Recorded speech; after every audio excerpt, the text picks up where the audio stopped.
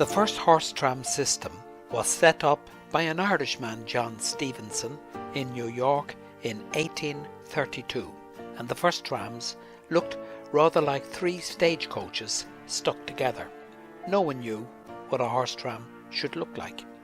The first horse tram in Europe was in Fintona in Northern Ireland, which opened in 1854, and it also looked like infused stagecoaches, but with the addition of outside stair access at both ends. This tram was replaced in 1883 with a metropolitan car similar to what was in operation in Dublin. This early etching depicts horse trams in Sackville Street, later to become O'Connell Street. Some of the early trams looked like this yellow car with knifeboard seating on the upper deck. Dublin Tramways, 1871 to 1881. The DTC commenced their service from College Green via Dawson Street, Stephen's Green, Harcourt Street and Rathmines to Garville Avenue in Rathgar, commencing on the 1st of February 1872. This constituted the beginning of horse traction in Dublin. It was later extended to Nelson's Pillar, which became the central terminus for the tramways. Trams set off to Sandymount, Donnybrook, Clontarf, and another line was introduced that ran from Harcourt Street Station to Kingsbridge Station or Euston, giving the DTC a total mileage of 16. Other tramway companies were rapidly to follow. North Dublin Street Tramways, 1873 to 1881. The NDST, established in 1873, wanted to serve the rapidly developing suburbs of Glasnevin and Drumcondra, and they also chose Nelson's Pillar as their hub or terminus, and completed the construction of these lines in 1875. The main line was to Phoenix Park Gate, passing through Parnell Square East, Blessington Street and Berkeley Road to reach the North Circular Road, where the line divided at Doyle's Corner, one line continuing onto Phoenix Park and the other turning right to Glasnevin. Another branch continued from Dorset Street onto Drumcondra.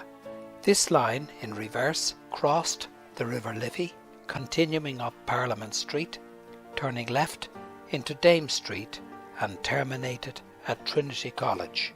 This service also continued westwards to Inchicore, giving the company a total mileage of 8.5. Dublin Central Tramway, 1878 to 1881. The DCT was the third company formed in 1878 and commenced with a service from College Green to Rathfarnham via South Great George's Street, South Circular Road, Clanbrassil Street, Harold's Cross to serve Terranure. A second branch went from Camden Street to Ranelagh and continued on to Palmerston Park. This line also had branches from Belgrave Square to link with Rathmines and Clonskee. These lines opened to traffic in 1879.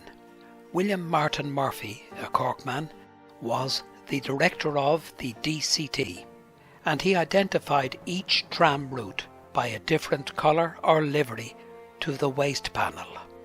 Red for Rathmines, purple to Palmerston Park, green to Rathfarnham, and pink for the tram that ran from Westland Row to Castle Street, known as the Castle Tram. The DCT had a total mileage of 7.5. Dublin Southern Districts Tramways, 1879 to 1881. Originally the steam package or mailboat terminated in Howth, but in 1834, when the city was linked by railway to Kingstown Harbour or Dunleary, the mailboat changed to Dunleary as it meant a speedier connection to the city, which began expanding in this direction. The DSDT came into being to serve this market, commencing with a line from Blackrock to the city terminating at Haddington Road.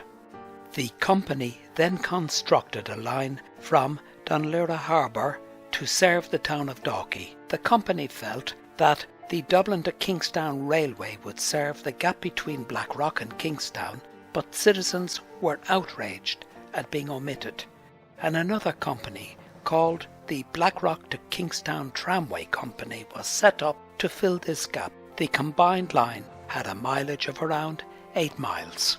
Dublin United Tramway Company, 1881 to 1896. Most of the towns and villages within a small radius of the city had now been reached by the services of the 4 companies mentioned. The tramway policy was to concentrate on providing a service within the city environs where the patronage was good, rather than expand to serve more distant places. A total of around 32 miles of mostly double track had now been laid. The 3 city companies saw the wisdom of amalgamating for their mutual benefit and formed the Dublin United Tramway Company. The DUTC commenced a programme of expanding and improving their services. It was at this stage that a line was laid from Leonard's Corner in Clanbrassil Street to Dolphin's Barn, and one from Harrington Street to Harcourt Street, and from Camden Street to Richmond Road. William Martin Murphy became the director of the DUTC. He directed that instead of purchasing tram cars from abroad, that they embark on constructing their own cars at Spa Road, which survived until the closure of the tramways in 1949. He also acquired the Dublin Southern Districts Tramway, giving the company an overall mileage of over 40 miles. The early horse cars had 10 windows with ornate arches over, lavishly appointed internally with curtains and cushions to provide an inviting welcome to their patrons. The Dublin cars were pulled by 2 horses, working for 2 hours in the shafts before being changed. Depending on the duration of the journey and the terrain, up to 5 such changes were often necessary per day, and each tram usually had a standby horse to be introduced should its companion lose a shoe or become lame. Hauling a loaded tram was hard, relentless work, with a 3rd horse being introduced when the gradient warranted it, and this horse was called a trace horse and was released when the climb was completed to repeat the pull for the next tram. It was a hard life for the driver and his equine friends, exposed to the elements, getting wet and cold, and relentless work. The men suffered serious chest complaints, and 2 years' service was all a horse could manage in harness before being retired. Many died, and others were sold off for lighter work. It was not an easy job. Some suited the challenge and remained working. We featured the Fintna horse tram earlier. It was the first horse tram service in Europe, commencing in 1854, and was operated by the Great Northern Railway. After around 30 years of service, the original car was replaced with this one, and was very similar to the stock of North Dublin Street Tramways. It was built by the Metropolitan Railway Carriage and Wagon Works. The main departure of design is that in the latter cars they had an anti-clockwise direct stair contained within the platform, whereas the tram seen here has a clockwise stairs passing through the dash to give access from either side of the tram. Also, the Fintna tram, being operated by a railway company, had first and second class downstairs, with third class on the upper deck. This model of a DUTC horse car is actually a prototype design for the fleet, with the Rathmines livery of red and white. Dublin also had single-deck trams to pass under the low Bath Avenue Bridge. This rare view was made in 1905 in Market Street, San Francisco, 1 year before the Great Earthquake, and it gives a very good idea of what a running horse tram should look like. Films of horse trams are also rare, as they preceded the camera other than for the enthusiast. In 1957 this was not a problem when the Londonderry to Enniskillen Railway closed down on the 30th of September. At the time, the Fintna horse tram was the longest surviving horse system and had worldwide interest. This was the horse tram trial at the National Transport Museum in 2013, but without rails and on a slight gradient. Beauty and BB, owned by Marge Doyle, found it a bit of a struggle to pull 224, but they did it.